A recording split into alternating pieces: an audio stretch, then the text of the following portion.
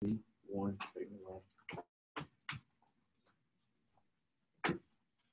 Hello, everybody. Thanks for calling in. We'll begin, ask Coach Smart for some general comments on Mississippi State coming up, and then we'll take your questions. Coach Smart? Yeah, I'll open with we moved on last week and began to prep and work for our future opponents starting last week. As we knew, or found out our game was postponed with Missouri, and got kind of a jump start this weekend on Mississippi State in terms of preparing for them. We had actually looked at them a little bit the first off week, and Coach Leach has got a very different style offense than what we typically see week to week in the SEC. A lot of the same concepts, but different ways of going about it, and it's kind of a different type defending to defend these guys. So we got a lot of elements to our defense that we have to keep consistent, and then other elements you have to change. And then defensively, they've got a really aggressive, big front physical style of defense in terms of getting prepared for that. So those are the challenges for us right now, and we're focused on Mississippi State. All right, we'll go to questions. Let's take the first one from Dean Legge, and then we'll go to Seth Emerson. Kirby, there's already been a game canceled today in the league. What will y'all do? Right now you're going straight forward with State. You just go forward with State until it's canceled, period, and is that how y'all will deal with it from here on out the rest of the year? Yeah, usually you have a good indication when there's a possibility of cancellation in terms of a team's in a threshold. Like last week, we knew that Missouri was on the teetering on the brink, and the test, each test they got back was going to be crucial to whether or not they could make the numbers. So usually know when that could happen, but you have to prepare each practice as if you're playing the game. And we certainly are confident that we're going to be able to play Mississippi State. We feel good about where we are. We feel good about where they are, and that's communicated. So we feel good about playing. Kirby, you've talked about how you can't in practice simulate what JT Daniels would deal with in a game as far as getting hit. Is it a point where you just have to test it in a game and just kind of hope for the best? Yeah, you just try to make the best decision you can to give your team an opportunity to win. And that's what we try to do in all our decisions, regardless of quarterback or not. I mean, running backs don't get tackled in practice either. They get hit, but they don't get tackled. So, you have to put the best guys out there that give you the best opportunity to win. And that's what we've always done. Let's go to Anthony Dasher and then Mike Griffith. Hey, Coach. Staying with the quarterback theme, just how is Stetson's shoulder, coming along? Kind of what stood out about the competition, I guess you're going to call it that, this past week? And can you reveal yet who's going to be your starter for Saturday? Stetson's bouncing back. He's still dinged up a little bit. He's out there at practice each day doing all he could. He's still been limited a little bit, but we haven't done anything since Thursday. So in terms of Friday, Saturday, Sunday, treatment, recovery, getting himself back in a position that he can play and compete at a high level. And that's the hopes for this week, is him to do the same. I don't know exactly where he is until after practice today. Well, what about the competition last week? He's going to be your starter on Saturday yet? No, the competition is going to continue throughout practice like it did last week.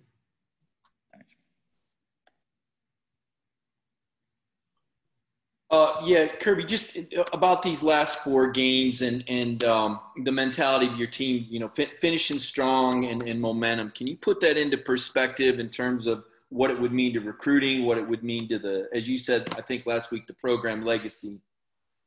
Yeah, I think every kid has individual motivations, and you should have those. But ultimately, you got to put the team above yourself, and the ultimate goal for the team is to finish strong. We only control how we play. We don't control other teams. We somewhat don't control, what games we get to play and don't get to play. All we control is how we practice today, what we're working on, our development, each player's development, regardless of whether they're coming back next year or they're going to be a senior and maybe gone. They're working on development. They're working on an opportunity to get better. And so many of these kids don't realize that they don't get that opportunity at the next level. They don't coach you to get better. They don't get reps. They essentially just go out and play games because they don't have the ability to develop players in practice and get guys better. They're not allowed reps to do that. So we are. and our guys get a chance to grow and get better. And that's the goal. And the motivating factor for our team is to win the game against Mississippi State. Let's go to Chip Towers and then Mark Weiser. Yeah, Coach, I love the way you alluded to this in the opening. You said it's a different type of defending to defend these guys. Talking about Mike Leach and his air raid. Can you explain in layman's terms, kind of what's different about defending these guys than a lot of the other spread and high tempo stuff you guys see almost every week now? Well, I think they're changing too. They're recreating their identity throughout the SEC as he goes along. He's changed some throughout the year. Obviously, they've had different quarterbacks, but it's similar to an option team in that you have to defend it patiently. You have to defend it in ability to deny the ball. You got to be able to play man-to-man. They look for man-to-man. There's a lot of things within their system that are different than traditional offenses in our conference. So they brought some outside elements that haven't been in the SEC. And the SEC has some of the teams have completely changed what they do. I think it's really hard to change what you do within a week to get ready for a team like this. Very similar to when we played Georgia Tech. You had to change your whole defense. I don't know how comfortable you can be changing your entire defense in 1 week's time. But they certainly have seen some different looks from teams in our conference. Kirby, obviously there was a coaching change in the SEC East with a future opponent in South Carolina. You're close with both Will and Mike. From a professional standpoint and a personal standpoint, what do you make of what's going on there? It's part of our business. They both know that and understand that. I respect both of them as coaches and as friends, and they know as well as I do when you get in this profession, that's a possibility that happens. I mean, it's not for me to decide. I'm worried about Mississippi State. Hey, let's go to Jake Rowe, and then we'll go to Austin with the red and black. Kirby, when you've got a situation like this, and your situation right now doesn't fit it to a T because you're not mathematically eliminated from playing for an SEC championship game, but is there a balance that comes between kind of playing for the future and getting guys ready, but also kind of saying, listen, doesn't matter how we win, you got to find a way to win and honor these guys that have been around the program and for culture purposes? Yeah, I don't know that there's the balance is to win this football game. That's the only balance I know is that we're trying to attack each day, that we're developing our roster in practice and getting better and competitive reps. And we're trying to win football games because for us, that's the ultimate goal. That's what we want to do. We want to grow and get better. We don't control our destiny, certainly, but we do control our attitude, our effort, the way we approach things, the positive attitude with which we take the practice field each day, and making sure that my point is to help my teammate. It's bigger than me. And that's the focus. Within that, all those things you said are true. Yeah, we're worried about the future of our players and the guys that are growing, but they're going to do that every day in practice with the reps we take, how they approach them. It's not to do just with games.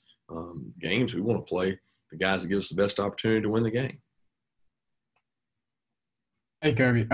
Obviously you wanted to compete last weekend against Missouri, and with that game getting postponed, but what positives are there from having that additional time off, especially given the state of the team right now with some injuries? I mean, what can you kind of look at and say that it might be, I guess, what are some good things that come from that, I guess? I don't know. There's a lot of good things that come from it. I think you get better by playing. Unfortunately, we couldn't do that, so that's beyond our control. I don't know that we're getting players back because the players that we lost are more long-term injuries. They're not 3 to 4 week getting guys back. So I can't think of maybe some dinged up guys we're getting back in the next couple of days that might be able to help us from a second team or depth standpoint, but not a primary starter. I don't think there's anybody, that you're going to say is that we're getting back. So I don't know that the time benefited us in those regards. You might say that, getting an extra day on Mississippi State might help a little bit in terms of prep because, we would have been playing for Missouri up until Saturday, night or Saturday afternoon when we got back. And now we were able to spend a little time on them Thursday and Friday to get a jump start on a very different offense. All right, let's go to Macon Telegraph, either Brandon or Jed, and then we'll go to Vance. Hey, Kirby. So I want to ask you about Monty, like in the job that he's done over these last few years. Like in his senior year, do you like he kind of speaks about everybody around him, kind of what he means to be at Georgia. What do you feel like he means to the program as a leader of these last few years? Yeah, Monty is going to always hold a special place to me because he's, the recruiting process was so different for him. He committed to LSU, and then, he always wanted to be here, and he felt like he had made a mistake, and he was strong enough to say, I messed up. I really want to be at Georgia, and we knew that, and he changed his mind and came here, and certainly respect the way he plays, leads. He's a rarity in college football because he's not afraid to confront and demand. So many leaders have a hard time, player leaders, commanding the respect of their teammates and being able to call them out if they're not doing it. And Monty's not one of those guys that shied away from that. He has some great role models in Roquan and other guys that played that position, but he's held people to a standard. And I respect him because he works really hard, and he's always attentive in meetings, and he's just a really quality person and leader. Hey, Kirby, you said you feel good about Mississippi State being able to play this week. Does that mean the numbers that they were shy of last week have improved? And then beyond that, what is the bowl picture looking like? Have y'all gotten any indication since the end of the season is so up in the air? Yeah, the bowl thing I can't answer to. Again, all that's going to be controlled by something outside of me. I mean, the worst thing I could do is worry about a bowl game right now. We've got to worry about Mississippi State. We just feel better about them because of the communication we've had with them, and some of the guys are getting back from injury. Okay, let's go to Jeff Schultz and then to Zach Klein. Hi, Kirby. I know you played two extraordinary offenses in Alabama and Florida, but did anything happen in those two games that caused you to reassess what you have, either personnel-wise or schematically, defensively moving forward? No, definitely not. I don't. Personnel-wise, we've got good football players defensively. Some guys that'll play for some years to follow, and feel good about the personnel we had. Now, Florida, I would argue we didn't have the same personnel we had against Alabama in terms of some starters and some key guys out. But schematically, no. I mean, if we execute the scheme, no, I don't feel concerned about the scheme. I think that you're always looking for wrinkles and you're always trying to do things better. But when I look back at both games, the plays we gave up, I've brought light up to it many times. Some of them are just arrows. We just had bad eye control, didn't look at the right things. And ultimately, you're going to get beat when you play man-to-man. I see it every Saturday. Somebody gets beat man-to-man. But when you give them touchdowns, those are the ones that you can't have. You can't have those. So it's more a matter of executing what we have, not changing what we have. Kirby, you mentioned Mississippi State's offense and taking a look at their defense. What's been standing out and preparing for them? Well, they're bulk inside. They're very disruptive in the way they go about things. They disrupt your run game with twists and slants, very aggressive, and it's really physical. I mean, I feel like Mississippi State, ever since I've played them, for all the years I've played them, they've always had really good defensive football players, and they've always been big and physical, and that's what they are. They're aggressive, big, physical SEC defense. Okay, let's go. Emily, do you have a question? And then we'll go to Jay Black.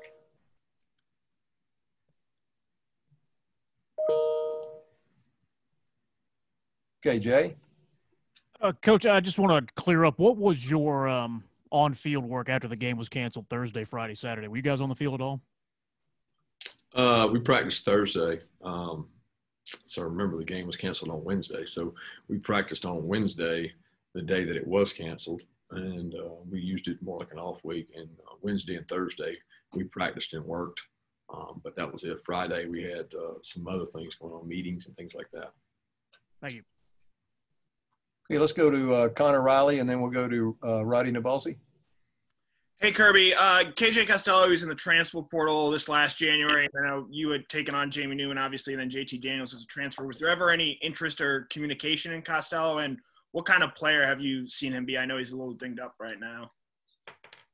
Yeah, we actually did communicate with KJ, or at least I did. I had communication with him for a while he was in the portal, and just talked back and forth. It was really before – I think it was before Jamie had entered the transfer portal, or we even knew that Jamie was an option. But KJ did communicate a little bit early on. There was some interest there, and then we ended up going with Jamie. So I think he ended up going to Mississippi State. But I know he's a really good player, really smart. People at Stanford say a lot about him, really positive things about him. He's very proficient. Obviously, he had some really good games early, and then he's been a little dinged up here lately. But big fella with a big arm that fits well in the system of being able to throw the ball. Kirby, you mentioned that you didn't expect to see any starters coming back in the interim or immediately. Can you give us updates on George Pickens, Lewis Seen, Jordan Davis, Kenny McIntosh, and Richard LeCount? Yeah, really no change on any of those guys in terms of George practiced last week. I think he's going to be able to play. Thought he was going to be able to play last week. Lewis is out of concussion protocol and should be cleared. And I think that's really it. All the other guys are right where they were last week. Where was Kenny Mack last week? He's practicing. I mean, Kenny was in a black jersey, but he practiced, and hopeful that he'll be able to play. Thank you. All right, we got a couple of minutes left. Just open it up. Anyone have a question? Go ahead and jump in. Coach, this is Chip. I just, talking about practice last week, I just wonder, because of the cancellation, did that change the tone of those Wednesday and Thursday practices a little bit to where maybe you're more physical, scrimmage, more competitive? Not really. I mean, you'd like to, but you got to be careful because we had practice Monday. We had practice Tuesday, which is our physical day, and then Wednesday was another day. And you got to be careful in season of how many days in a row. In a normal off week, we would have given a Monday off, so they would have been Tuesday, Wednesday, Thursday in a normal off week. We had Monday practice and got after it. Tuesday practice, got after it. Find out Wednesday they were not going to have a game, so we had a shorter practice, but it was more good on good, more competitive. And then Thursday, the same thing. You can't go every day slobber knocker, not at this point in the season, and not with the depth that we have and the injuries we have. So I thought they were good practices. I thought they were competitive. That was the whole point, to change things up, to do a different order, to try to give them a little fresh start of how to do things in terms of practice. But it was not we didn't go live scrimmage or anything. Hey, Kirby, I wanted to ask, it looks, by my count on the calendar, it looks like y'all could have signing day and a game. Is that the same week? Yeah, it's if they have a game on the 19th, it'll be right in the midst of it. So certainly. How's that gonna work? Well, it's gonna be tough, but you control what you can control. I mean, it's different this year because you haven't seen these guys in, I don't even know. I mean, how long? It seems like a year. We haven't seen a recruit. It hadn't been that long, but it just seems like forever. So, most of them are not in the same space they would be if a coach was coming in their home the week before. Like when you're coming in their home, it creates doubt. This is, virtual recruiting. So most of these kids have decided what they're doing, and it's going to be probably anticlimactic in terms of it's going to be more of whether they sign or don't sign, not who they're signing with. So I don't, it'll be unique to have a game in that time, but I can be honest with you. I didn't like it. It was worse when we had to prep for a bowl and deal with that. That was hard enough. This is going to be, the kids are kind of know where they're going at this point, or if they're signing even that date. We'll take two more questions. Hey, Coach. DeAndre Baker's charges just got dropped as robbery charges. Have you been able to talk to DeAndre since he's been going through all this and just some life kind of mentorship type stuff? I have not talked to DeAndre much. I've had a couple of NFL teams, different teams have reached out, and talked and asked questions and things, but I did just see that news. I'm very thankful for DeAndre for that happening for him, and hope he can get things straightened out. Last question. Hey, Kirby, I'll ask if no one else has something. I guess a Pac-12 team, got rescheduled, or a game got rescheduled within 48 hours. If you all had to pivot on a Monday night to have a different opponent Saturday, what kind of challenge would that be? Well, Monday night to a Saturday, I wouldn't think would be too difficult to get a game in. I think that could be done. I think the issue there would be, is it someone that you're already planning on playing? And, that, as I understand it, that would have to be the case. It would be someone that you're planning on playing. So, I mean, at this point, we've done prep for almost every one of them because of the off weeks and the unexpected nature of things. So certainly within a Monday night, you could get ready for a game on Saturday if it was an opponent that you've known you've had for a while.